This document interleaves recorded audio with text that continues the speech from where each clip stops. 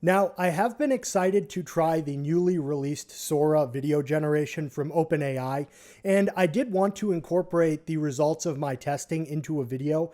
However, I feel that pretty much everybody is going to be jumping right on that, and I feel that that will quickly become a saturated area of interest in terms of actually watching other people's video generations. Now, because of that, for this video, I'm going to be comparing the generations from Sora with the generations that are able to be produced using a open source, locally hostable alternative, which for the purpose of our video today is CogVideo X. Now, to begin this video, I just quickly want to showcase the actual open source software that we're going to be using, which is CogVideo. It is here on GitHub. There is some decent installation instructions and things like that. There's actually a new version out called CogVideo X 1.5. However, on short notice, I was not able to get that working too well. So for the purpose of this video, we're going to go ahead and be using the one that was released on August 27th. So only a few months old, and performance is really quite good. Now, quickly, I do want to just throw some shade at OpenAI because this machine is on the same network as the Mac Mini, about 6 feet away from it. Neither of them are using any VPNs or anything. And when I go to the Sora website, it either won't load, or when it does load, it will just say Sora is not available in your country yet. So frustrating, and for that reason, when I showcase the Sora clips, it's going to be in a different visual setting. So just to kind of keep that on note. So we have our first prompt here, which is a radiant woman stands on a deserted beach, arms outstretched, wearing a beige trench coat, white blouse, light blue jeans. I'm not going to read the whole thing, but essentially, to get the best result from CogVideo, you want to actually have a very long and detailed prompt. So all we're going to do right now is go ahead and run this. Now, this will take probably about 8 to 10 minutes to generate. So I'll fast forward till it's done. We'll take a look at it, and then we'll go through the equivalent Sora video generation. All right. Now that our video generation has completed, and it took around 8 minutes, we can go ahead and take a look at our output.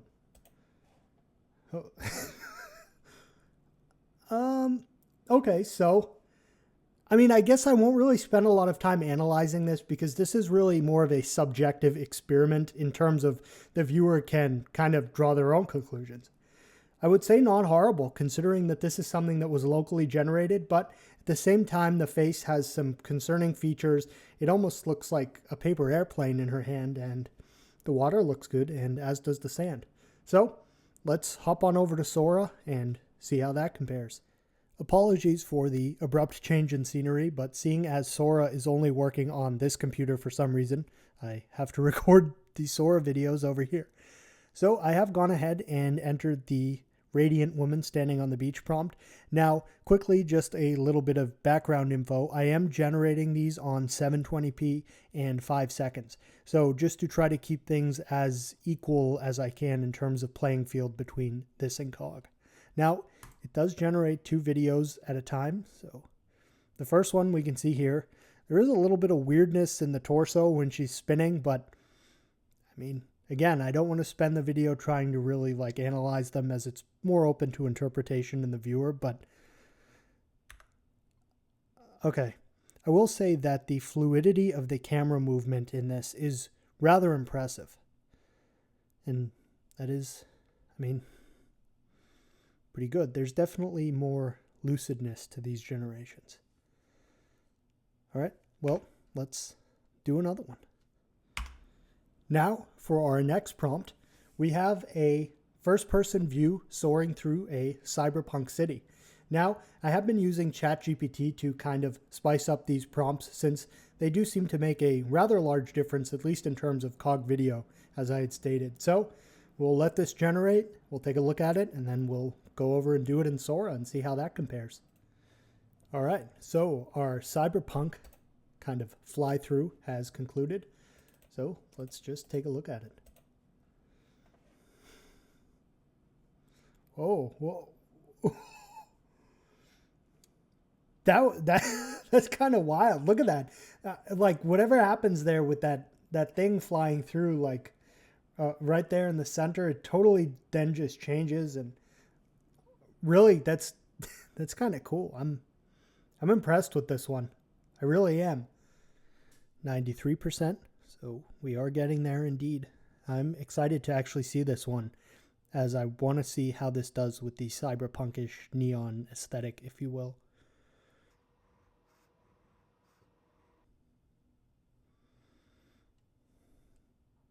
Wow.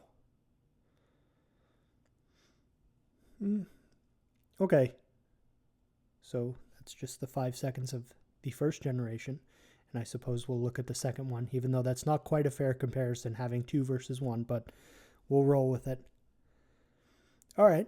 Honestly, this one is far less impressive than the differential between the Radiant Woman on the Beach comparison between Sora and Cog, where there was a rather significant difference between those two clips. But, I mean, this compared to the CogVideo one, this is obviously, there's less visual artifacts, but the Cog one actually seemed to more adhere to the prompt of the fly-through.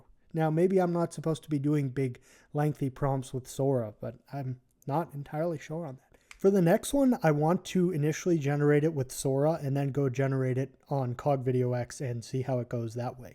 Now, I don't know how the super descriptive prompts here are supposed to be with Sora, so maybe I'll do something a little bit shorter and I'll just have to perhaps come up with something and I'll fast forward until I think of it. So this prompt is kind of like embarrassing from a creative standpoint, but this is really what I could come up with on the fly. Apologize for that. I am a bit exhausted as I had to do some more work to Mr. Leaky over there, the water-cooled PC, which you could see in my previous video why I call it that. All right, so these stay in the queue for a little while. The name's Dragon's Nocturnal Stroll. And then it'll start showing the percentages, and then we'll take a look at it when it's ready. It seems the shorter the prompt... No, I haven't, you know what? I don't have a large enough sample size to definitively state that, but based off of this one experiment, it does seem that the shorter the prompt, the quicker the generation. Or it could just be kind of like a time thing. I have no idea. All right. We're getting there. Oh. It's not funny at all. All right. Here's clip 1.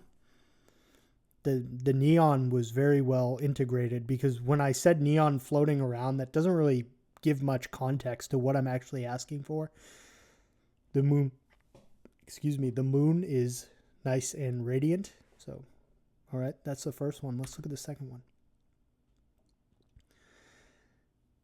This is I think the actual background here is better in terms of the junkyard aesthetic, if you will, but the tail morphage is a little concerning.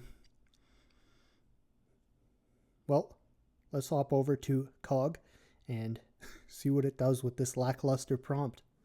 All right, well, the Nocturnal Dragon Stroll has been completed, so let's take a look. I have a feeling this is going to be funny, but who knows? Oh.